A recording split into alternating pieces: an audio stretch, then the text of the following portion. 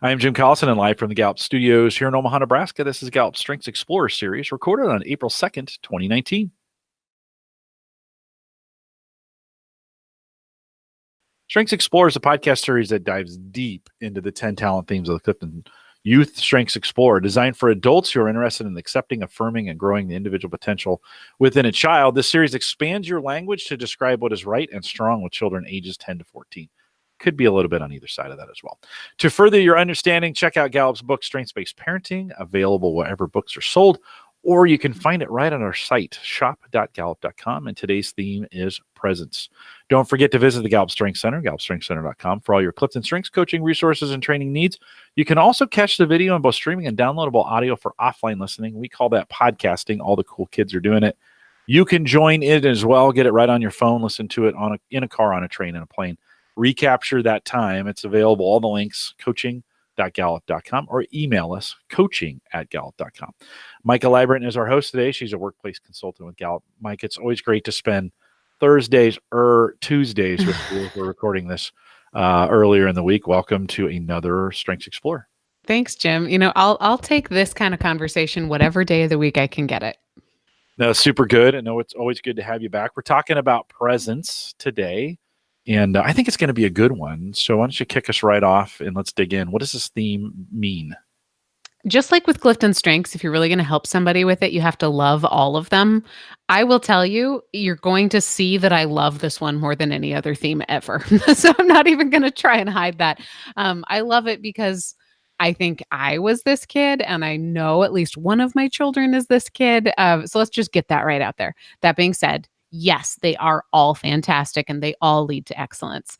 But specifically around presence, when you think about children who have this theme high, they are audience magnets. They are really just born to be in front of a room. Other people tend to watch them, listen to them. They are a natural at commanding attention, and they do it through finesse, not necessarily through volume. There are a lot of ways that people, children or adults, like to have and receive attention, but the kids with presence tend to pull it toward them instead of yelling for it. Now, they might do this in big ways. They might do this in small ways. They're better than most at capturing your interest, not just your attention. Think of the last time perhaps you tuned into something because you really wanted to, not just because it was loud or on fire or yelling at you. That's the kind of finesse that kids with presence bring to the table. Now, they might be funny. I think it's easier to notice this theme when the kid is funny or when they use humor to command that attention. But they might also be thoughtful. They might be provocative thinkers or really, I think, obvious about the way that they give care. They might be serious. They might be instructive. It doesn't always have to be about being the class clown. It really is about leadership. It's about the ability to captivate and affect an audience. I love the fact that you kind of differentiated from, it doesn't always have to be loud.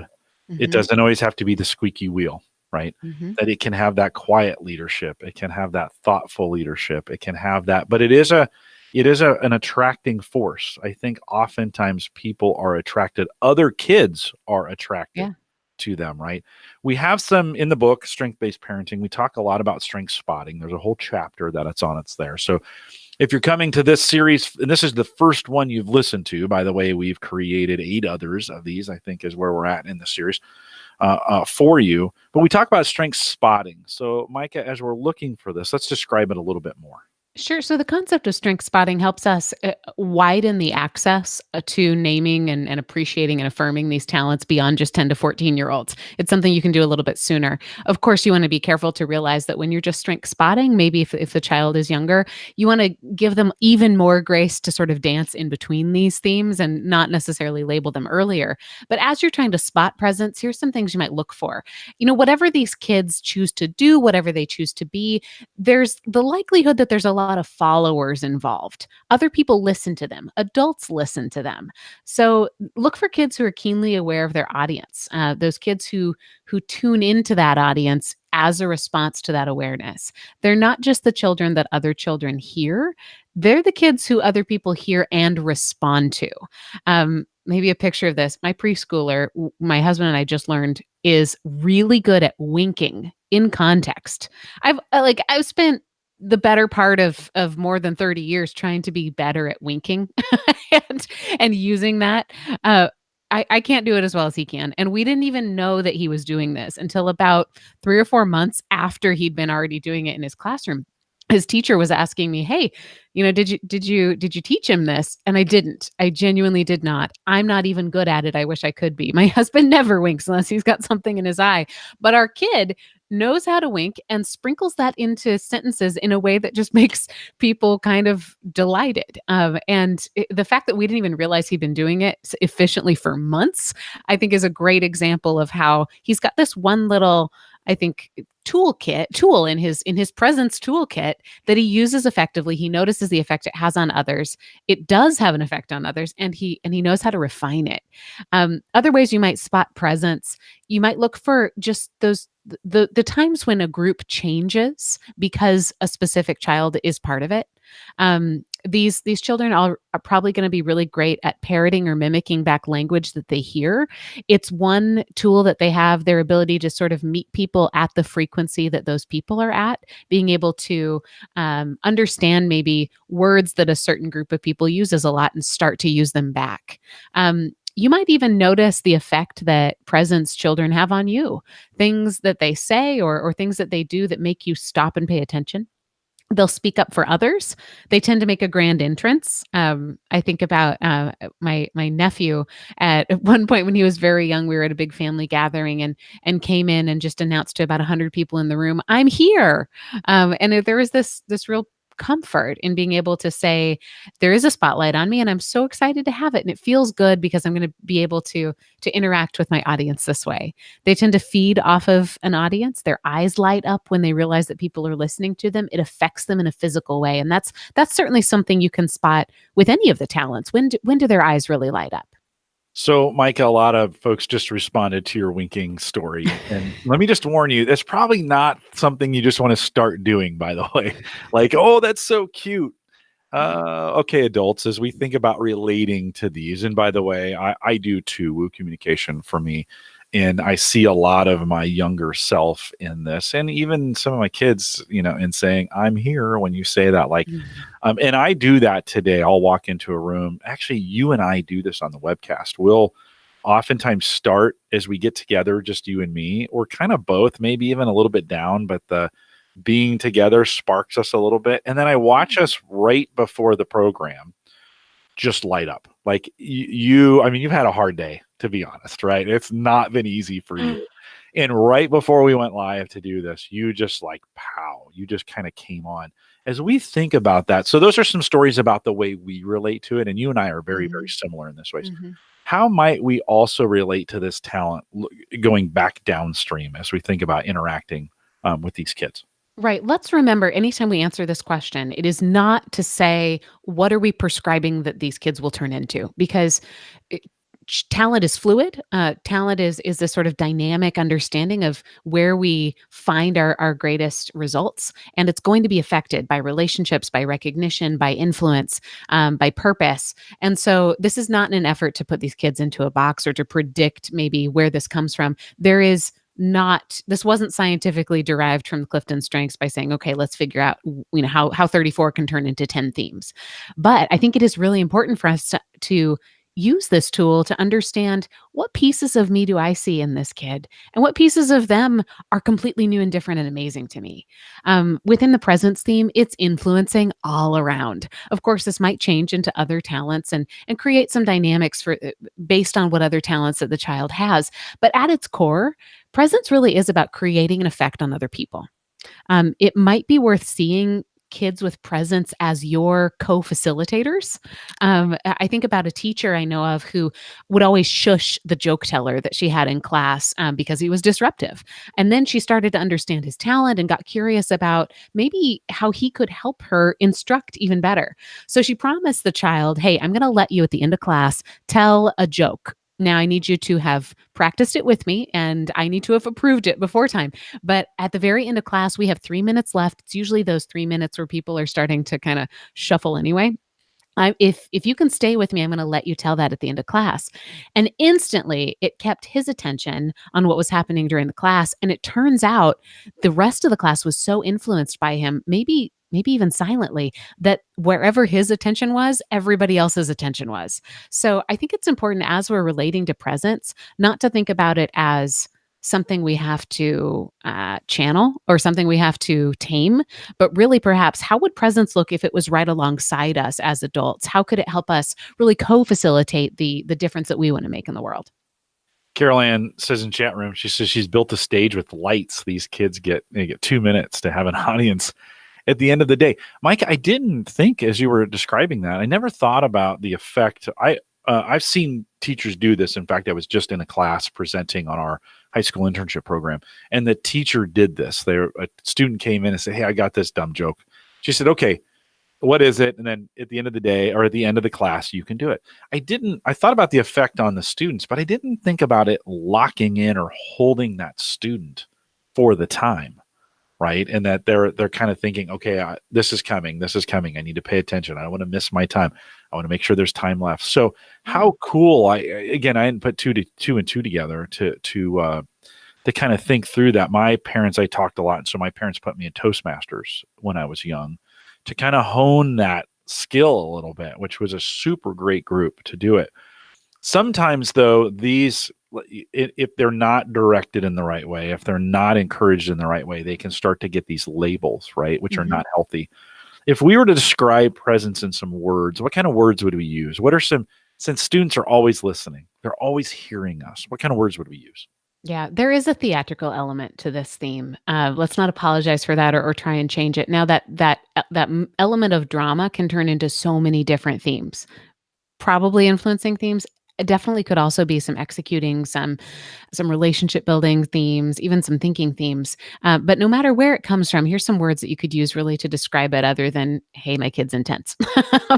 They could be entertaining, captivating, present, a leader, an influencer, a performer, a storyteller, or maybe you just talked about these kids as being especially tuned in.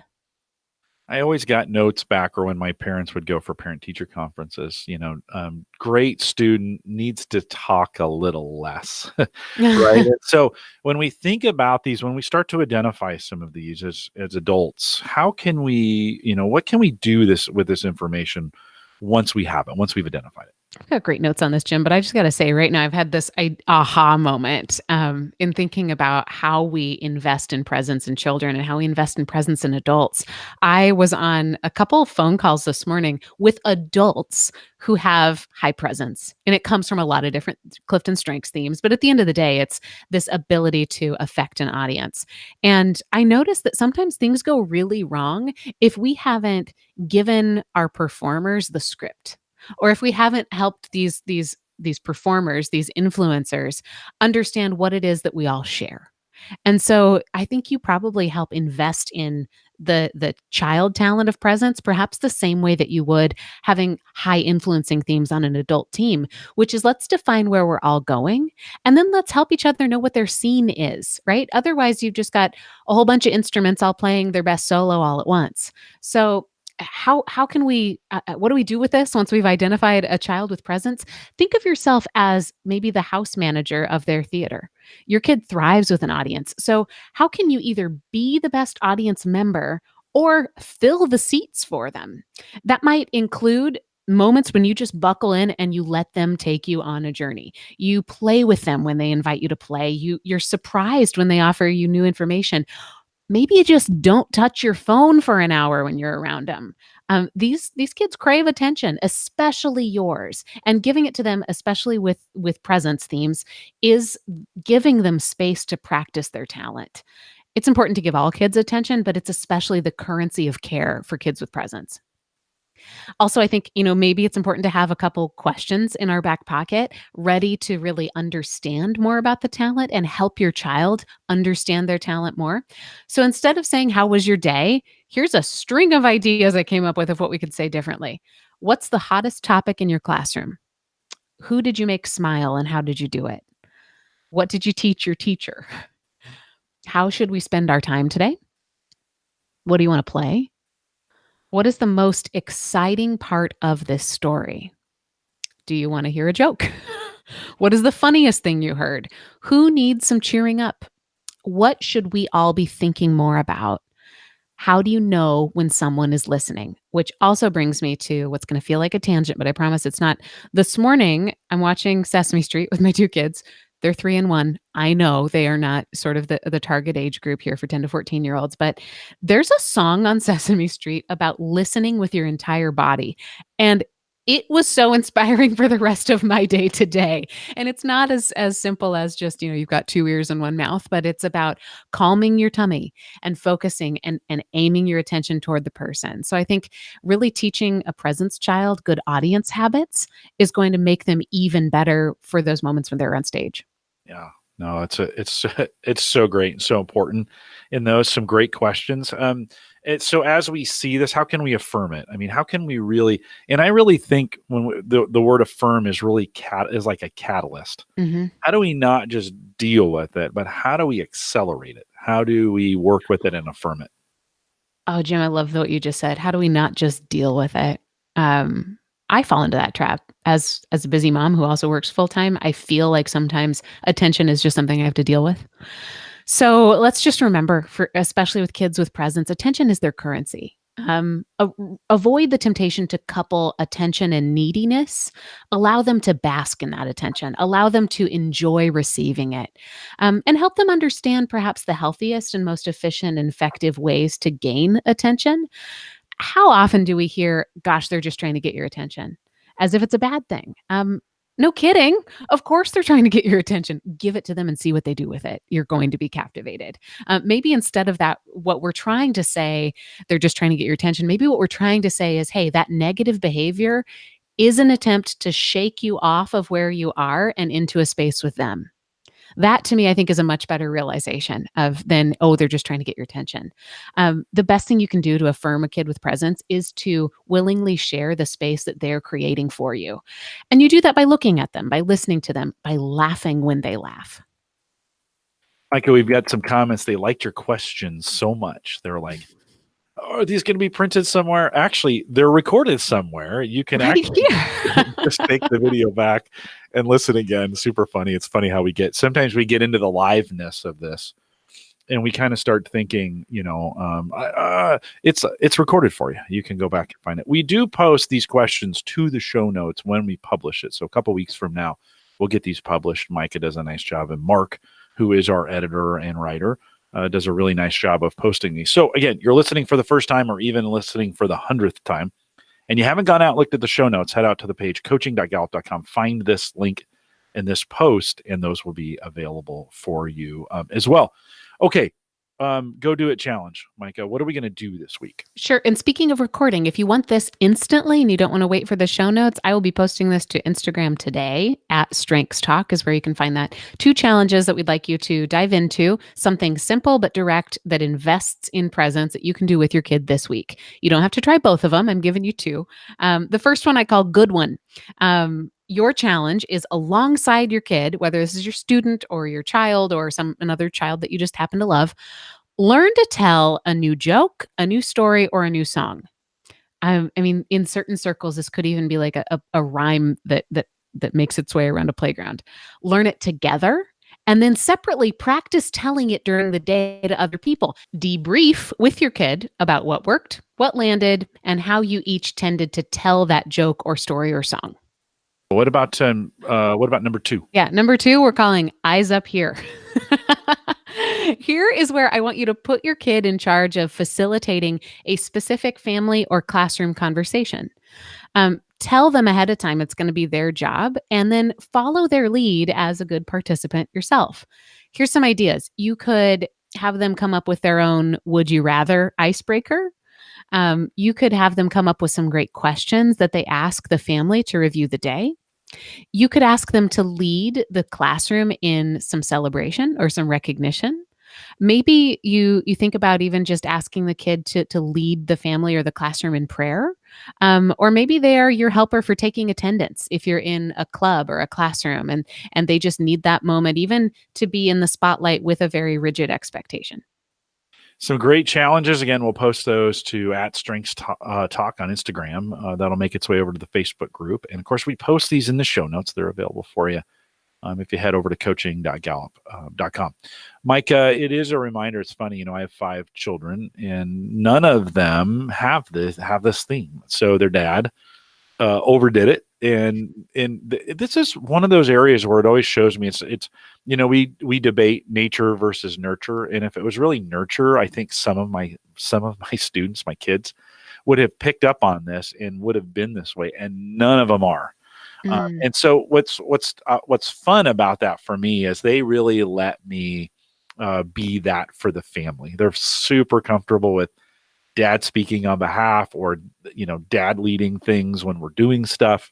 My daughter, who's in media, she's very, very comfortable with that. So I think too, when we think about this time that we have, whether you have it and your student doesn't, or your student has it and you don't, that doesn't mean it can't be built, it can't be grown, it can't be developed. You have to continue. Megan had said, she's an achiever, and sometimes she can influence the students to go too fast and not live in the moment. Don't miss those. If you have a student this way, or you're this way and your student isn't, also don't try to make them this if they're not. My daughter does not like to order food. She has a little anxiety around that in public. It's just a lot of stress and pressure. So when she was young, she would always I'd say, "What do you want?" And she'd tell me, and I'd take care of it for her. I'm always super comfortable in that. Mike, any final thoughts as we think about present? I just think that's really big, Jim, that you have it, your kids don't. Families, no matter how you define family, groups of people who go through life together, I think are designed to complement each other. And we really need to come back to some of these real principles around seeing those differences as advantages, and realizing that we are all better off if we can each understand our talent better, affirm it, and continue to grow it.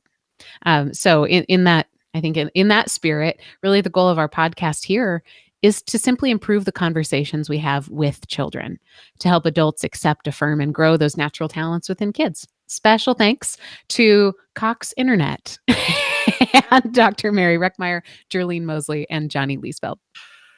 Oh, yikes. We'll remind everyone to take full advantage of all the resources we have available at the Gallup Strengths Center, GallupStrengthsCenter.com. If you haven't bookmarked StrengthsExplorer, you might just want to do that. Here later in the fall, we'll actually be separating out StrengthsExplorer from the Gallup Strengths Center as we move that to access. And so that may be a site, if you're going to work in this, that may be a site you just want to bookmark and get used to. Or at least have available to you. That will be its own separate site going forward. I will remind you too, if you're thinking you might do a large implementation of this, let's just say 25 or more, you may want to contact us. We have not necessarily built out the StrengthsExplorer platform to be scalable at large numbers. I think some folks have been surprised about that. And so we want to help you if you're going to do large implementations of this. We can give you some pointers and some tips on how to make this a little bit easier. So if you think you might do that, send us an email, coaching@gallup.com. Put StrengthsExplorer in the subject line, and we'll get that routed over to that team that can kind of help you out. If you do have any questions on anything, that same address will work, coaching@gallup.com. Don't forget, we have the recorded audio and video and downloadable audio. We call it podcasting. It's available for you. If you want to listen to this again, you can get it coaching@gallup.com. If you're interested in becoming a certified strengths coach, you can see a list of all the courses that lead to that, courses.gallup.com. And if you want to follow the webcasts, like today, we move this around. You wouldn't know it unless you were kind of subscribed over to Eventbrite, gallup.eventbrite.com. Don't forget to get registered for the 2019 Clifton Strengths Summit. If it's past June 3rd, 4th, and 5th, we've done it already. Micah, it was awesome. We had a great time while we were there. Wasn't that amazing? It was super great. But remember that really great thing you did? In that time, you did the thing that you did. People that loved it. Incredible. But CliftonStrengthsSummit.com, no matter what time it is, and we'd love to have you join us here in Omaha for one of our conferences. Join the Facebook group as well, facebook.com/group/call to coach. We'll see you back for the next Strengths Explorer. Just one or two left. With that, we'll say goodbye, everybody.